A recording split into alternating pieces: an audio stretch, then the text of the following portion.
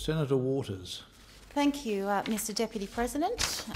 By leave, I ask to speak about matters related to the Great Barrier Reef, which of course is a beautiful part of my town in Queensland, and I'd urge everyone to go and visit because it is lovely, and unfortunately it's under threat from a number of things, some of which I want to talk at length about this evening. Now, I'm sure senators would be aware that about 2 months ago, the UNESCO, the body responsible for looking after our World Heritage Areas and making sure that state signatories to that convention are abiding by their obligations, gave the Australian government a pretty big rap over the wrist in how the government has dealt with the Gladstone Harbour LNG export facilities.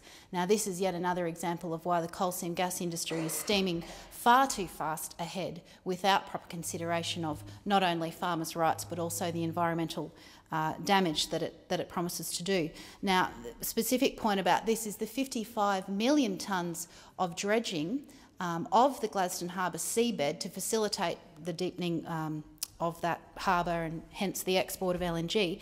Now, unfortunately, the Australian government neglected to inform, as it is obliged to, the World Heritage Committee about its intention to authorise any new development that may affect the outstanding universal value of the property. Now, this is a major issue of concern because this is the world body saying that the Australian government is potentially presiding over and approving activities that could threaten the World Heritage status of the Great Barrier Reef, surely the most iconic and most wondrous place that we as Australians, and I would argue globally, is so significant. Now, the matter that I want to speak about this evening is in that context, and it's the outrageous expansion and indeed it's the combination of both coal export facility expansions and a whole lot of toxic industries that are planned for Bowen, which is further up the Queensland coast in a beautiful part of Queensland and the world.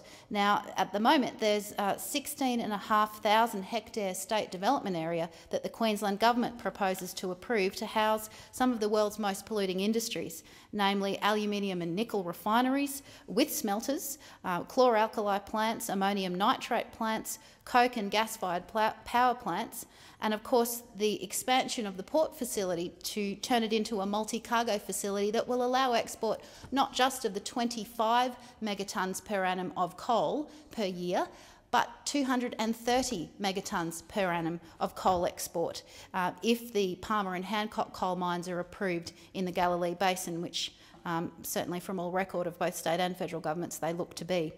Now, this is a huge concern because this export facility is situated right next to an absolutely beautiful wetland area which meets Ramsar criteria. It's not yet listed, although it certainly deserves to be so listed, which houses over 20,000 migratory birds.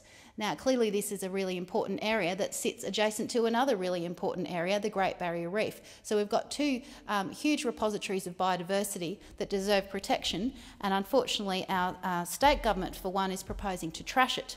Now, this brings me to the role of the federal government, which has received quite a number of referrals under the Environment Protection and Biodiversity Conservation Act, or EPBC Act for short, dealing with this area. So not only is there the multi-cargo facility expansion, which would entail 580 hectares of dredging and reclamation in the World Heritage Area, beggars belief, but there are the facts, and that would include 22 square kilometres of the World Heritage Area actually being lost. So not only is there that, but there's a litany of other projects. There's further dredging associated with the expansion. There's the various infrastructure components and investigations related to that expansion. There's the proposed Chalco alumina refinery, which is currently on hold but still on the federal government's assessment books. There's Waratah Coal's proposed coal terminal. There's Hancock's proposed coal terminal. There's another South Galilee coal project proposed. There's, of course, the massive Adani mining coal mine and rail project proposed, and the Water for Bowen project. This region is being slammed, and the federal government is still failing to look at these projects cumulatively.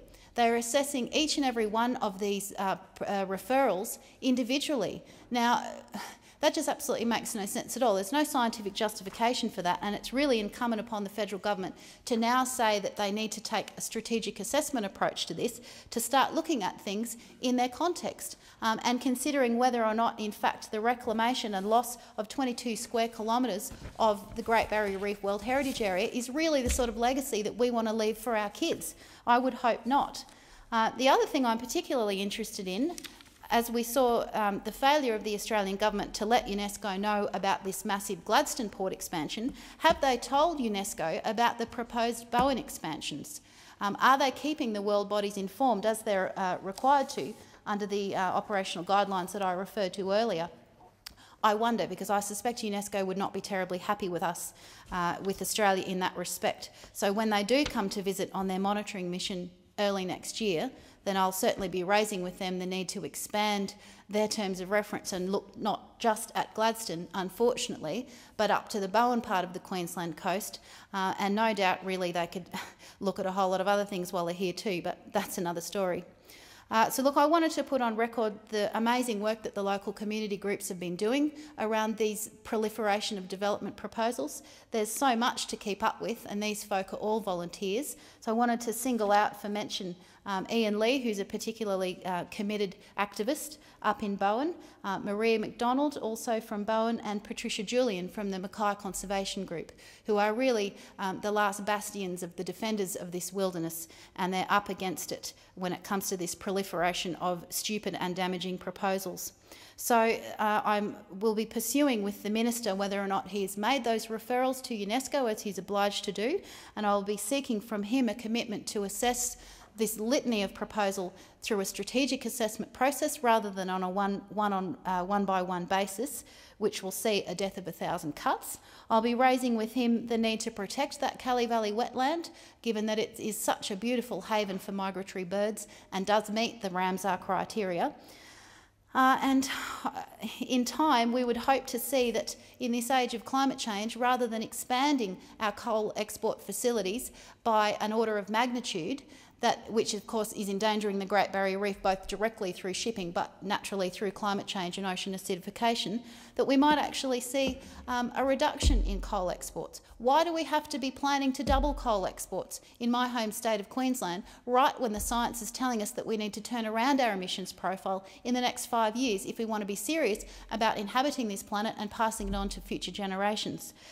So it's with great shame that we are placing the Great Barrier Reef under such threat from these specific proposals and from the mentality of let's just keep pushing it to its limits and it'll bounce back.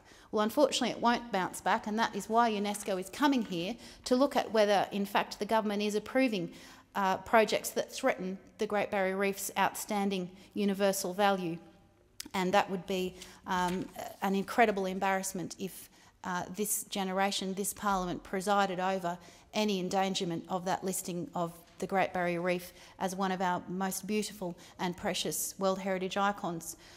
So look, I look forward to being able to advocate for the Great Barrier Reef in this place in the years to come, and I look forward to a more sustainable approach from both sides of the chamber when it comes to looking after our precious few World Heritage areas. They are great tourism icons. If nothing else, if you can't accept the inherent value of these places, then look at the economics of it. It's 67,000 people employed on the reef, a $6 billion annual income to this nation's books. These are important areas and we must do our utmost to protect them. And I will be pursuing these matters with the Minister, and I would ask both sides of the chamber to really think about whether this is an appropriate sort of future for our beautiful Great Barrier Reef. And to visit it while it is still there. Thank you.